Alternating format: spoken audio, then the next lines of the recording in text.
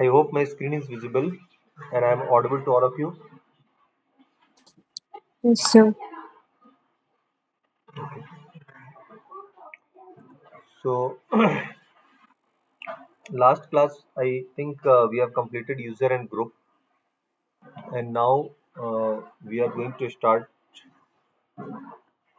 from user password aging policy.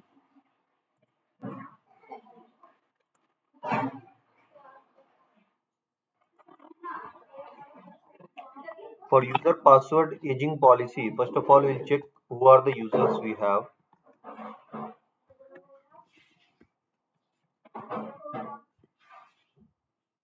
So, we have the user Ravi and Munish. Okay.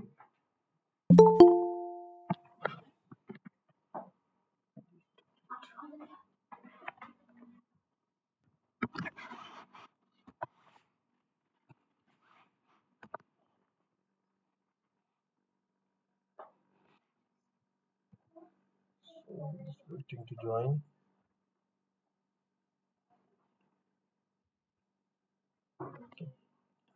So I'm going to set password age policy for Ravi user.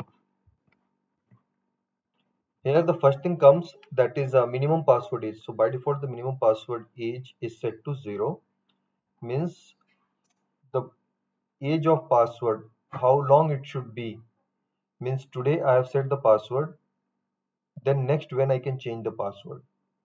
So that is minimum password age. If we set it to 1, means we cannot change the password before 1 day. If it is set to 0, means just now I have set, immediately after few seconds, few minutes we can change the password. It's all up to us. Maximum password age, in how long we can use the same password. After that we are forced to change the password, we cannot use the same password. So it is required to set for the security of organization. So generally in some organization it is 28 days, 30 days, 40 days. So just make it as a 30 days. Last password change, we can see the last password was changed at 29/11/2024 when the user was created. And password expiration warning means how many days before it will start giving warning that your password is going to expire.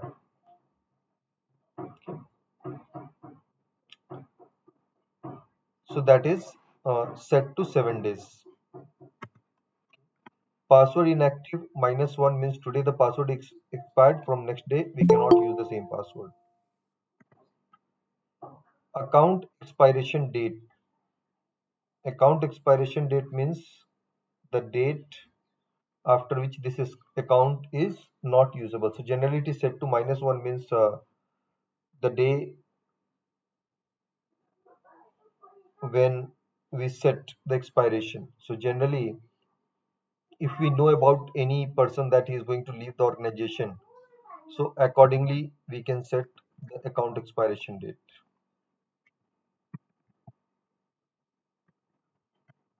Okay. So this is how we set the password age policy, and we can see the same here in shadow file. So if you see for the Ravi, 0 is the minimum password age, 30 is the maximum password age, 7 is the expiration date. Rest all values are encrypted. Okay.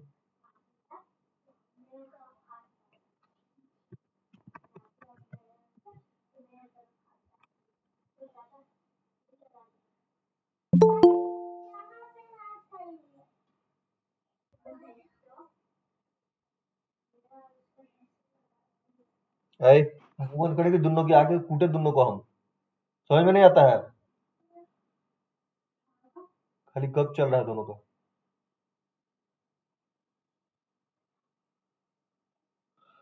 Now the next is, after this password aging policy, user and group, we have to see how to break or reset the root user password. It is very important that if you forget a normal user password, you can reset that user password with the help of root account. But if you forget the root user password, then what is the solution? Okay, so for that, let me share the document of that first. I think already shared for user management group. Okay.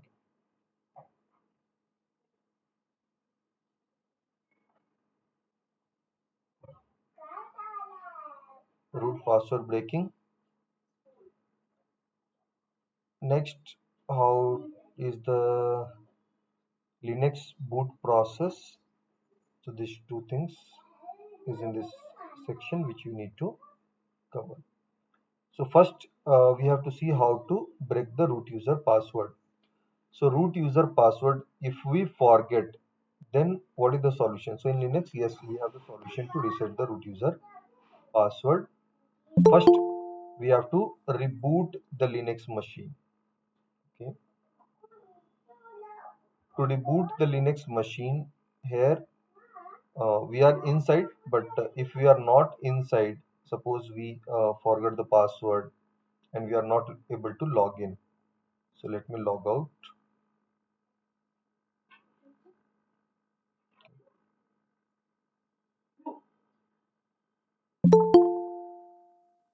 Suppose here at this position, we don't know the password of any user or root user, and we have to reset the password.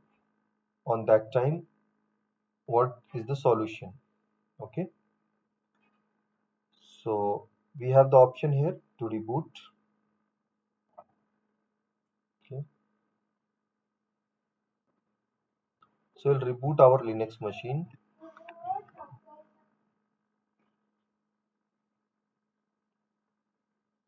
This is the OS menu we say as a grub2 boot menu. So at this point we have to use this arrow key so that it will stop, else it will boot within 5 seconds with the default title. So here we have to select the first one, the one in which rescue is not written. So we have to select the first one. Then we have to press small e. You can see here it is written E to edit. Okay, E. Then we have to come to the line where Linux is written. You see Linux is written here. So just use your arrow key and come to that. After this, to jump in end of the line, here you see we have written a press Control E. Control E. We have to jump end of the line, and here we have to write rd dot break in end of that line, Linux line, rd dot break. Then here is the option Control X to start. So Control X. Okay. Control X to start. Okay. So if you see these are steps, first reboot the system. On the grub to boot screen, press E to edit. Here, go to end of the line starts with Linux with the option Control E. Add rd.break. Here you see after quite rd.break is added. Then Control X to start the system, and switch root prompt is going to appear. So here you can see switch root prompt appeared. Then we have to type command mount -o remount. So here you have to type mount -o space remount comma rw slash sysroot. Okay, so in read write mode we have to mount sysroot folder. Once it is done, okay, then we have to change chroot slash sysroot. Then this is the single user mode prompt which we got it now. Here at this prompt we have to use command passwd. So you can see changing password for user root 1.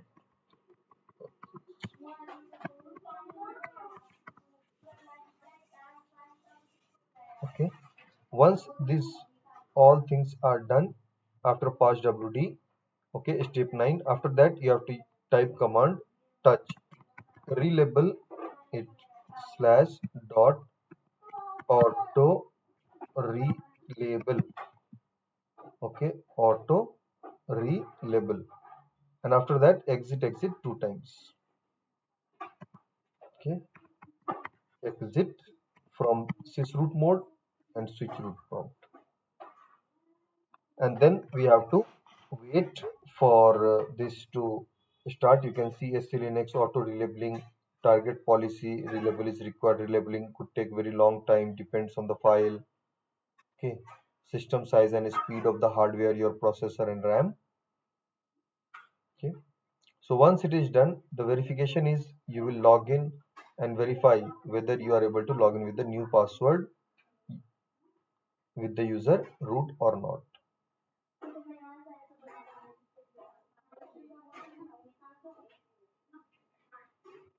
Okay, so do you have any question in this root password baking?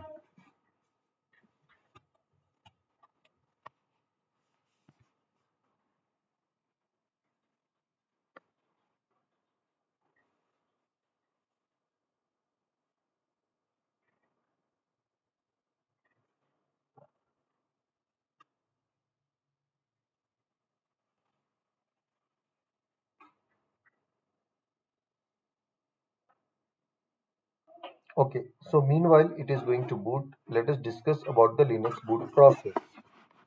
So as I have earlier mentioned that there are two type of bootloader, Lilo and Grub, Linux loader and Grand Unified Bootloader. So Lilo was used in previous Linux OS and Grub is used in current Linux version. So the use of bootloader is to load bootable files on RAM.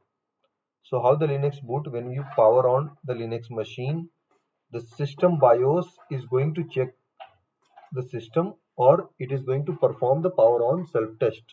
Means after booting it will check whether all the components are present or not. If it is present, whether it is functioning properly or not. Then it is going to launch the first stage bootloader on MBR of the primary hard disk. Why it is primary hard disk? In a server there can be more than one hard disk. The hard disk on which operating system is installed, that is called primary hard disk. Okay, so in that there are MBR is a partition table style, so that contain the bootloader there. Now the first stage bootloader, which is grub here, grub first stage, load itself into memory and launch the second stage bootloader from the boot partition. So on that time you see that OS title which we have edited just now.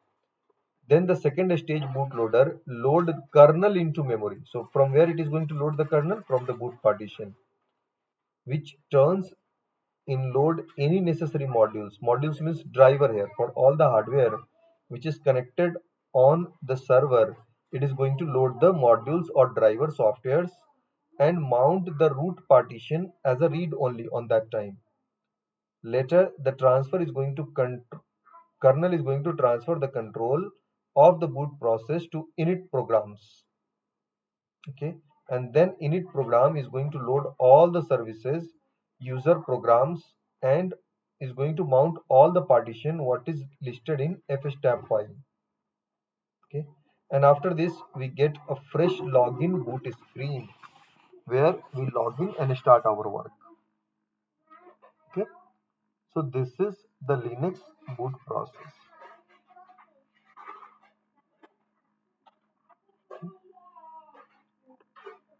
Now you see it booted, so let us try whether we are able to log in with the root user password or not.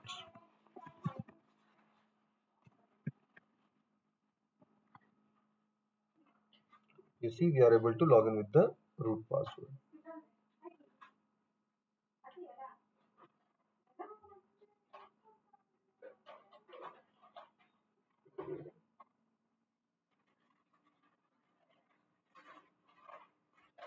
So is it clear till here? Do you have any questions?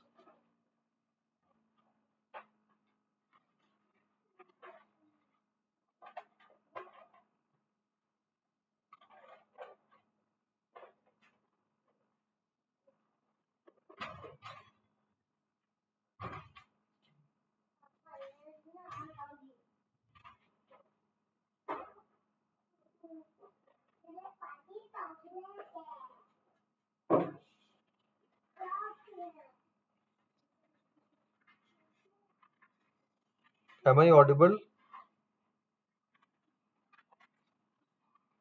Yes, sir.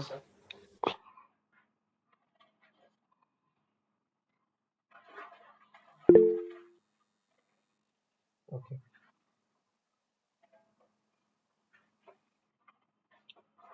So now moving to the next, after this, uh, the remaining portion of this day 4 and 5, that is using the bash shell.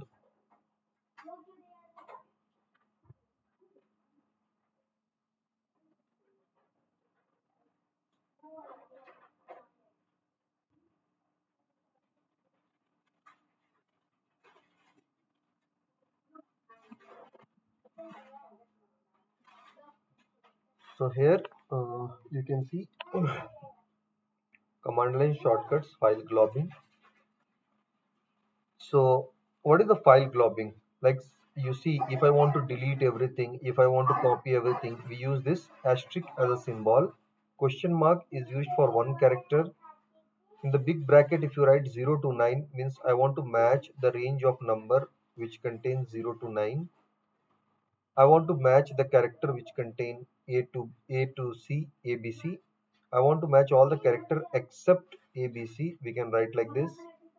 Okay, so these are called file globbing. So let us see the use of this file globbing.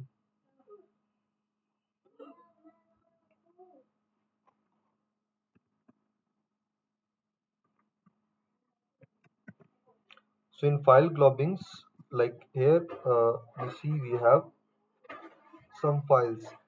So I want to copy everything in Asia folder.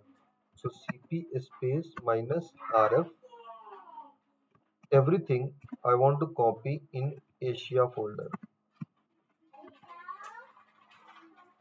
Okay, sorry, it cannot move itself in the Asia folder. So suppose I want to move, uh, it cannot copy itself in Asia slash Asia. Okay, then instead I'll do one thing, mkdir slash Europe, and then use the same. I want to copy everything in Europe. You see it's copied. When you go inside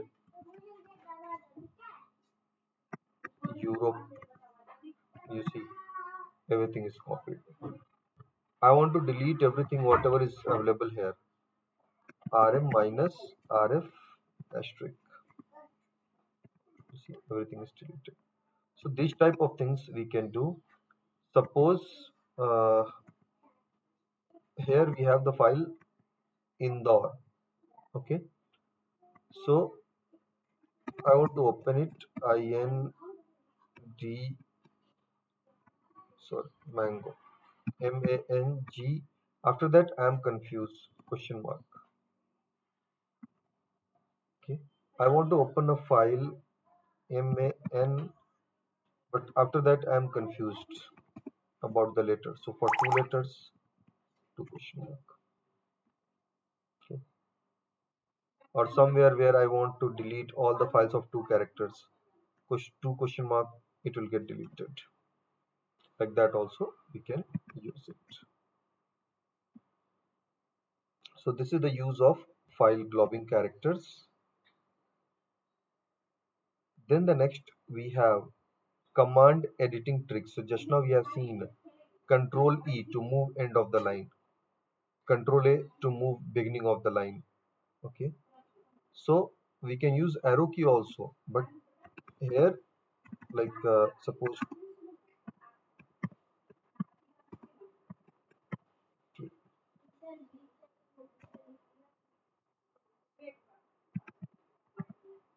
the, so I want to move the starting of the line, Control A and Control E. For this purpose we use this type of shortcuts. So command editing tricks.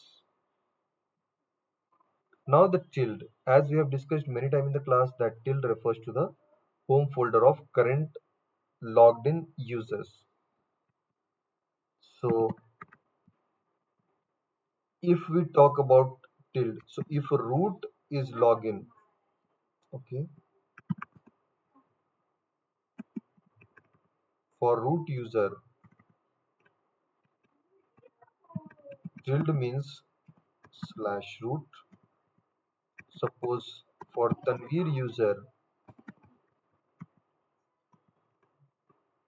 tilde means slash home slash Tanveer. Means tilde refers to home folder of current logged in user. Okay. Next is command line expansion. Okay. So echo is used to print the same what you have written. Okay. Any statement or if you have used any commands. So like suppose if I type echo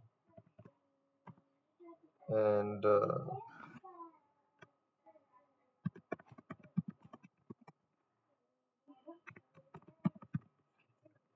you see it will print the same.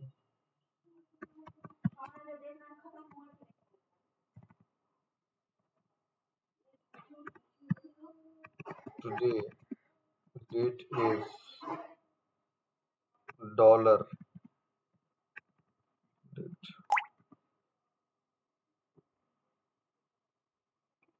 like this. Okay.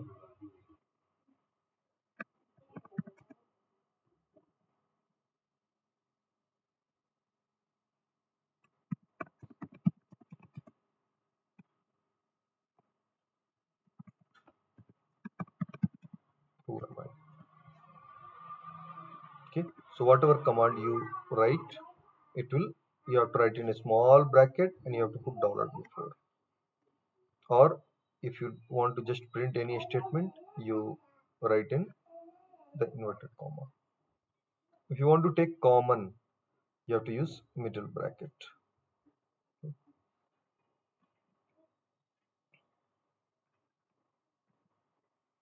Next is variable. So what exactly is a variable?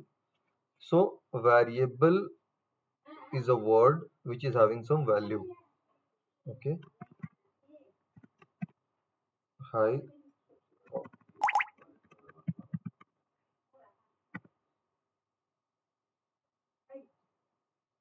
welcome equal to.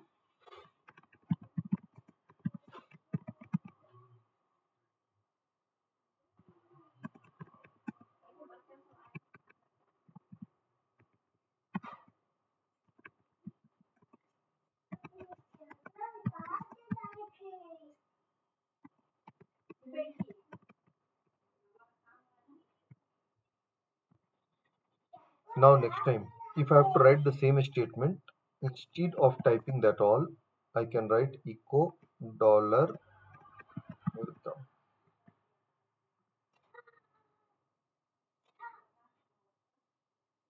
Okay. So this is variable. So variable is what? Variables are a word which is having some value. And when we put dollar in front of any word, the Linux system will understand that it is a variable and it will search for any value. Okay. Next is there are some common configuration variable and information variable. Okay. So like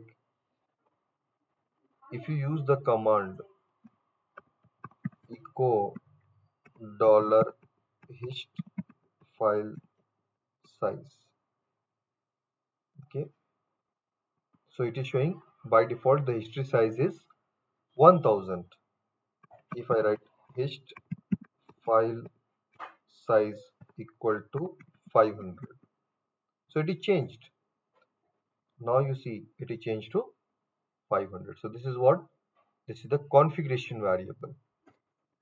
There are information variables which is predefined here that I want to see echo dollar home.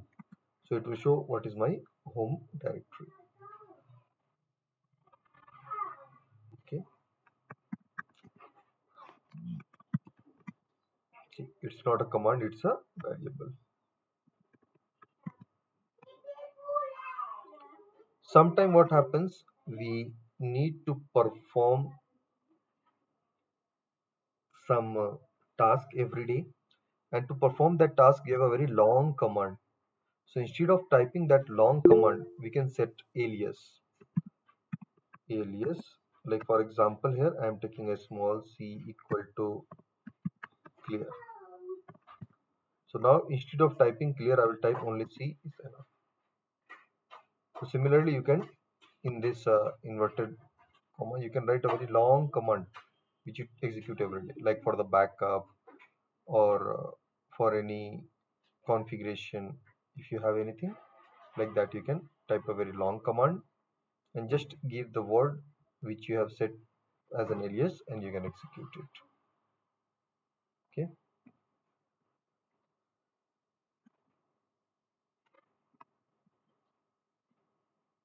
After this, how bash is going to expand a command line. So bash is what? Our shell. So bash is going to expand any cell statements first, which is variables, command substitute, alias. So when you are going to type the command now, first it will search whether there is any variable or not. If it is there, then what is the value? Whether any command substitutes are there or not, any alias is there or not. If it is that, then what is the value? So like that it will expand. Then it will search for the globbing characters and it will expand. Once all the statements are expanded, then input output redirection is set up, that which command will execute first, and after that which command will execute, output of which command will become input for which command. So this all direction is set, then the command is executed. Okay.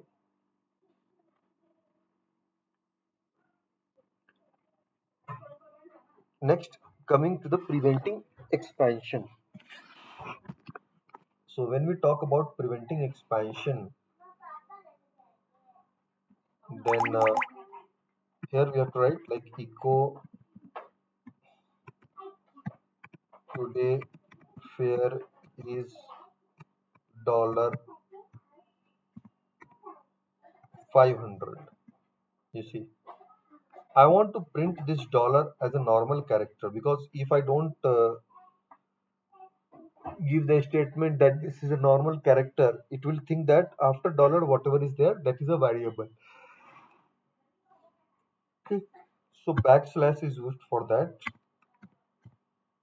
Now you see, it makes the next character literal. So that's why the dollar is printed there. So this is preventing expansion. Backslash makes next character literal.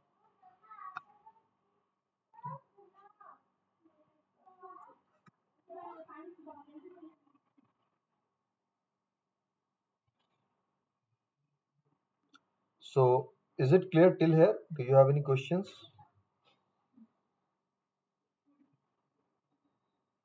Screen is not visible for all or only for her? Is it visible for all? Sir, Ganga, for you, is it visible now?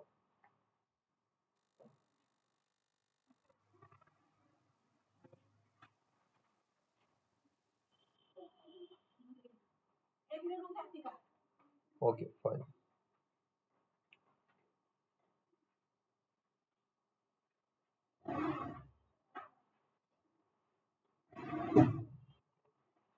Now, now the next we are going to do that is a scripting basic. Okay, how to write the cell script. Okay,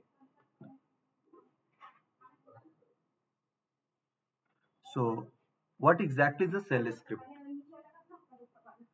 Shell script are text file which contains the command to be executed. So in short, you can say shell script is a normal text file in which we have a series of command to be executed. That's it. Okay. Same in Windows is termed as a batch file. Okay. Like for example, let me show you in the Windows. Just create a normal text file. Mm, test, and here is the txt na. So just open it. and give the file. Like I want to open command prompt. I want to open ncpa.cpl. I want to open sysdm.cpl. So series of command you give. Okay. Then save it. And here the extension should be there. Right click, rename it. Extension you have to give here bat for the batch file. Now you see when I execute it, double click here, you see command prompt open. Okay.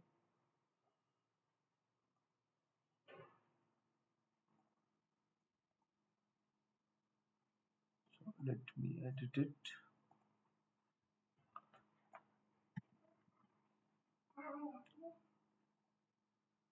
Save. You see network connection panel open. This system properties open. Okay. So similarly, we uh, do it in Linux also. So this script file or batch file is same where we have a series of commands which we can execute. Okay.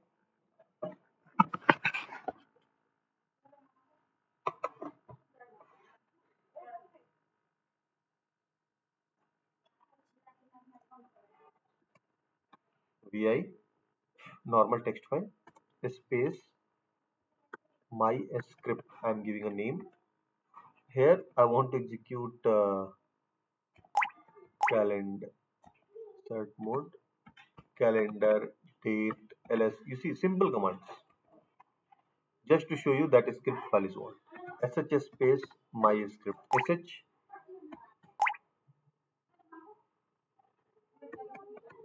my script. You see. Okay. So this is the calendar command, this is the date command, and this is the ls command output. So script file is a normal text file with a series of command to be executed. Now automating commonly used command. So why we use this shell script? So when we have commonly used command, I execute it. So for that we use shell script. This will write all the scripts, all the commands. Just double click, it will open. Then to perform system administration and troubleshooting, we can use it to create a simple application. To manipulate any text or file, we use this shell scripting. Okay, but nowadays we have a lot of other options available. That's why we are not using this shell script much more. Rarely it's been used. To write a shell script, it is a process, but it is not mandatory to follow. That the first line should contain the magic cbang hash sign of exclamation slash bin slash bash. So it will look that it is a shell script. Okay. Hmm. Hash sign of exclamation bash. So this is called shebang. If you put hash before anything, this is my script file, whatever you want to write. Like when you write a script file, in between you give the comments that why you have given the next commands, why you have written this all, so that you can define here. Okay. Now when you script run the script, you see. But see the problem. If you give any statement without hash, okay, then you see here line number 2, this command not found. So if you don't put hash, every line will be understood as a command. So if you write any statement, any comment in between, you have to put hash.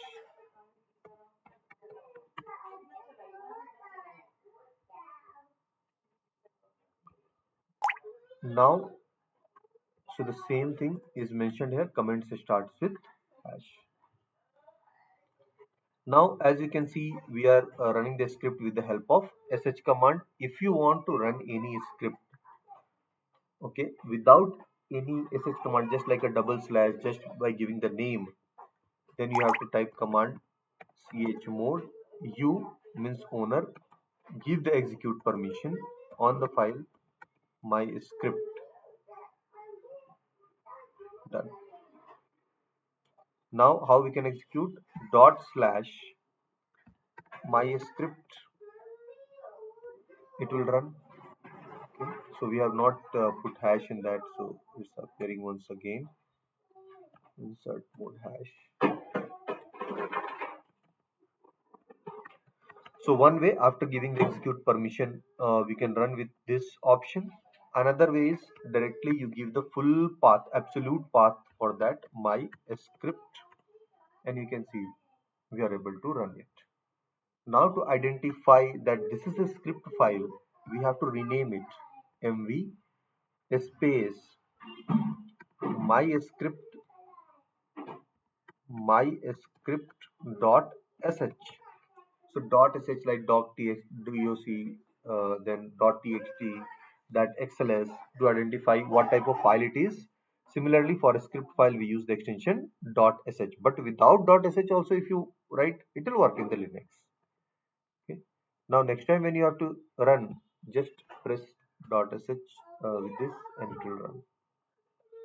So this is how we can write a simple script file. Okay, like you can write this echo messages. Okay, that will also get printed.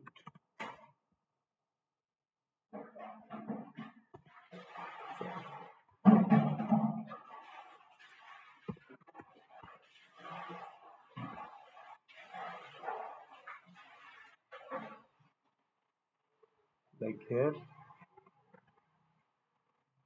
hash, sorry, echo, see the calendar and plan your activity of month accordingly.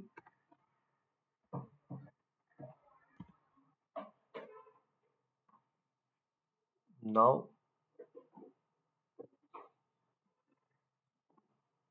after this,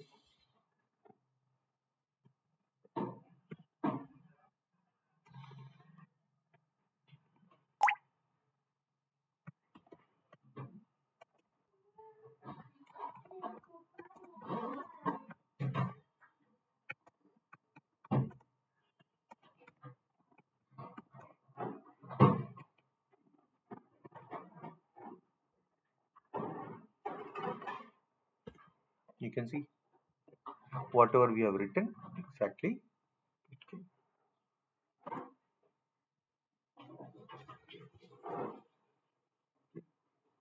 Now the next is login versus non-login cell. So what exactly is a login cell and non-login cell? So login cell means the cell where we can log in, like our command line consoles, where we get the option to give the username and password, graphical desktops, SU, then the username, that is login shell. So in short, login shell means the cell where we get the option to log in with any user. Non-login cell like SU, you don't give the username, only SU. Then what will happen? It will log in by default with the root. Graphical terminals, it will log in with the current logged in user. Okay, any other bash instance script which runs in the background, it does not ask the username. So that those are non-login cells. Okay. Now whatever we have done, that we have seen, these all things are temporary, like variables, alias, these all things are temporary. And if we need to make these all variable and alias permanently, then we have to write in these files. So these are the startup script. Startup script means when we are going to log in, whatever things are mentioned in these files are loaded. So let us see the example. Vi space slash etc slash profile. Go in the last line. Okay, and here you write echo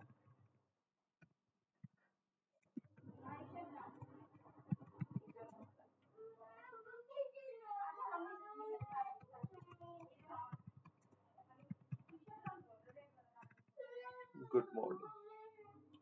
I want whenever any user login, they should get this messages. So etc profile is for all. F3, I am going to log in.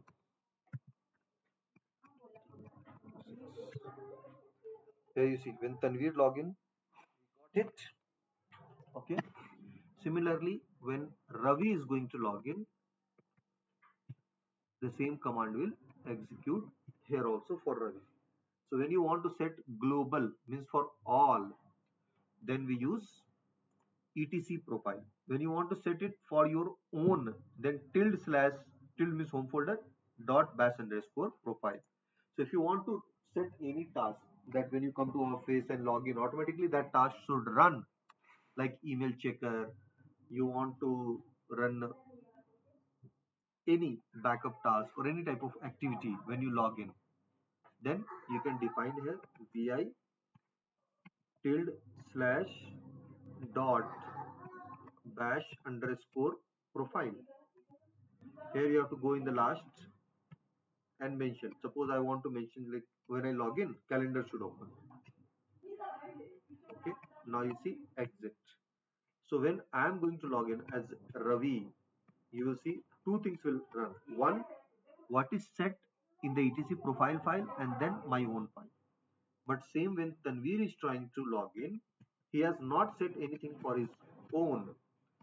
So only the profile settings will run.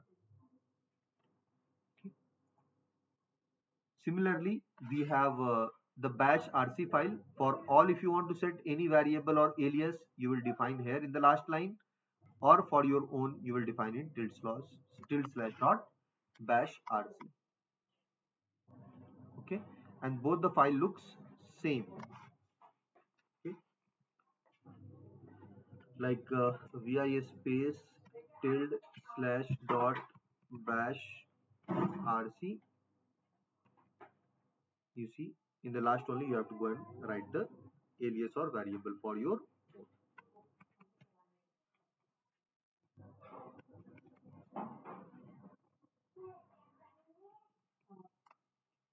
Okay, and when you want to remove this setting, just go and delete that line.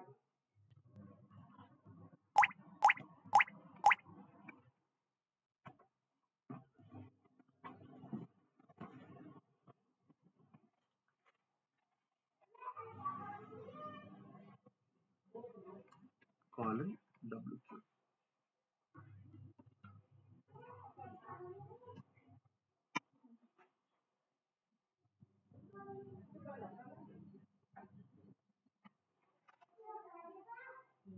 Now the next, whenever we make changes in any of the script file, we need to do sourcing, else we have to log out and log in, then that will take effect.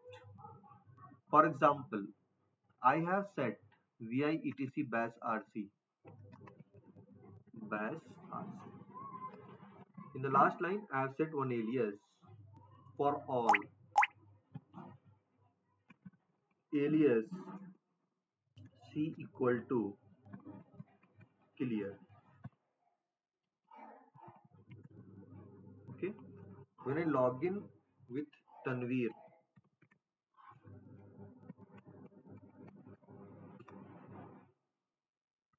and write C, it worked because it run because of login. But if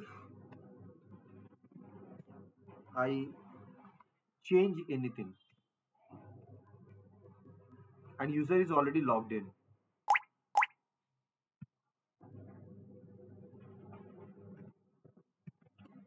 I scream equal to clear, for example.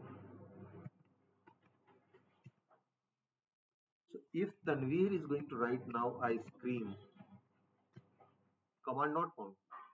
So what is the solution? Source space script name instead of logout and relog. Now when he's going to type ice cream, you see the screen is clear. So two method we have, one dot space script name or source space script name. Okay. So this script name can be any file like bash rc file, tilde slash dot bash rc file, or profile file. For both you can do it. Now the next is exit task. So exit task can be set only for a specific user, not for all. So like you want to take automatic backup when you log out, when you log out automatically, this cleaning should start. So that commands you have to write in the last lines. Okay.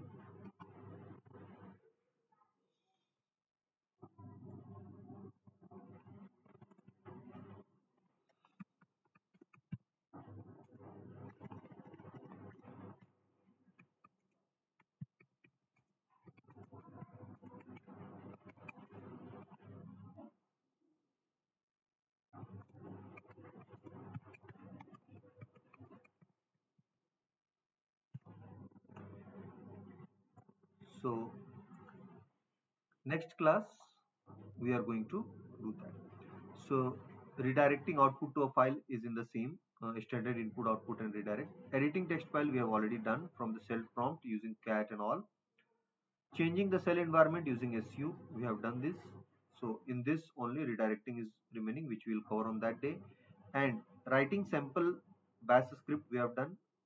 For loop we will do tomorrow, and text processing too. So three topics will be done, and after that we will be covering up to day 9 topics.